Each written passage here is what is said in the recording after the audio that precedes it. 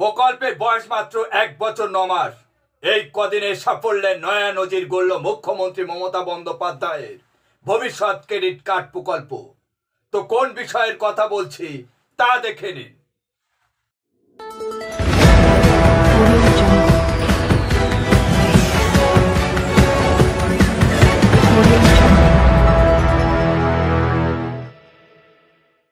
সবাইকে শুভেচ্ছা ও ভালোবাসা জানিয়ে আমি আফতাব হালদার। আজ শুরু করছি রাজ্যের খবর। মাত্র 1 বছর 9 মাস হলো ভবিষ্যৎ ক্রেডিট কার্ড প্রকল্পের বয়স। এই কদিনে বাংলার মুখ্যমন্ত্রী নয়া সাফল্যের নজির গড়লেন। বেকারদের কর্মসংস্থান সৃষ্টির লক্ষ্যে গৃহীত এই প্রকল্প আর কদিনের মধ্যে 1000 কোটি ক্লাবে ঢুকতে চলেছে। এই প্রকল্পের আওতায় ইতিমধ্যে প্রায় 800 কোটি টাকা ঋণ অনুমোদন হয়েছে। গত শনিবার অর্থাৎ 28শে ডিসেম্বরে শেষ হয়েছে 1 মাস ধরে রাজ্যের প্রতি ক্লাবে চলা শিল্পের সমাধানের শিবির। সেখানে আরো 1.5 লক্ষ তরুণ তরুণী ক্ষুদ্র শিল্প দপ্তরে আওতাধীন এই প্রকল্পে সুবিধা পেতে আগ্রহী দেখিয়েছেন। তাই প্রশাসন আশা করছে জানুয়ারির মধ্যে সহজ শর্তে ঋণ প্রদানের অঙ্ক 1000 কোটির গণ্ডি ছাড়াবে। ভবিষ্যৎ ক্রেডিট কার্ডের মাধ্যমে রাজ্যের 18 থেকে 55 বয়সীরা সহজ শর্তে ভর্তুকি যুক্ত এবং জামানত মুক্ত ঋণ পেয়ে থাকবেন। সেই টাকায় তারা আর্থিকভাবে স্বনির্ভর হওয়ার জন্য শুরু করবেন পথ চলা। 2023 সালে 1 মে থেকে এই প্রকল্পটি চালু হয়েছিল। কোন রাজ্য সরকারের চালু করা এই ধরনের প্রকল্প এত কম সময়ের মধ্যে 1000 কোটি ক্লাবে ঢোকার রেকর্ড নেই বলে মনে করছেন সবাই। তামিলনাড়ু সরকার যুবক যুবতীদের ব্যবসা শুরু করার জন্য গত কয়েক বছর ধরে নিউ এন্টারপ্রাইজ ডেভেলপমেন্ট স্কিম সহ মোট 5টি প্রকল্প চালু করেছে। সেই 5টি প্রকল্পের মাধ্যমে এখনো পর্যন্ত 2994 কোটি টাকা ঋণ প্রদান হয়েছে। উড়িষ্যা সরকার চলতি বছরে গোড়ায় চালু করেছে স্বতন্ত্র যুবা উদ্যমী প্রকল্প, কিন্তু সেখানে ক্ষমতা পালা বদলের পর আর গতি পায়নি ওই প্রকল্পটি। বিশ্লেষকরা জানাচ্ছেন কেন্দ্রের তথাকথিত কয়েকটি ডাবল ইঞ্জিন রাজ্যে এই ধরনের প্রকল্প হয়েছে।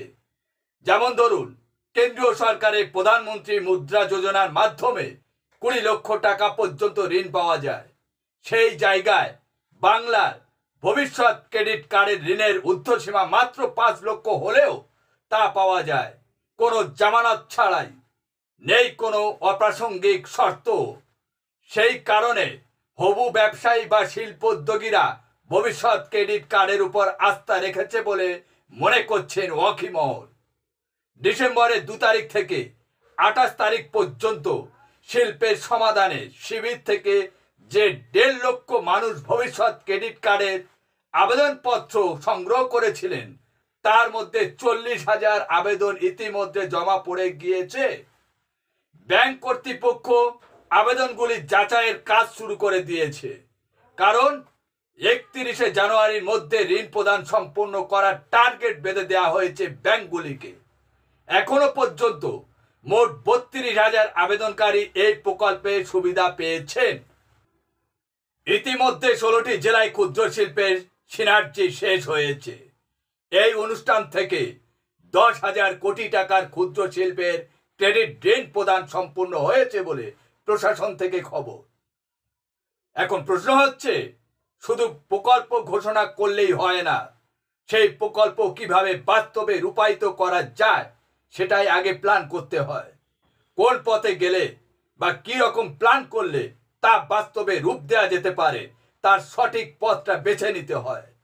এখানে মমতা বন্দ্যোপাধ্যায়ের নিজস্ব ভাবনা চিন্তার অনেকগুলো সামাজিক প্রকল্প তা বাস্তবে ভালোই রূপ পেয়েছে।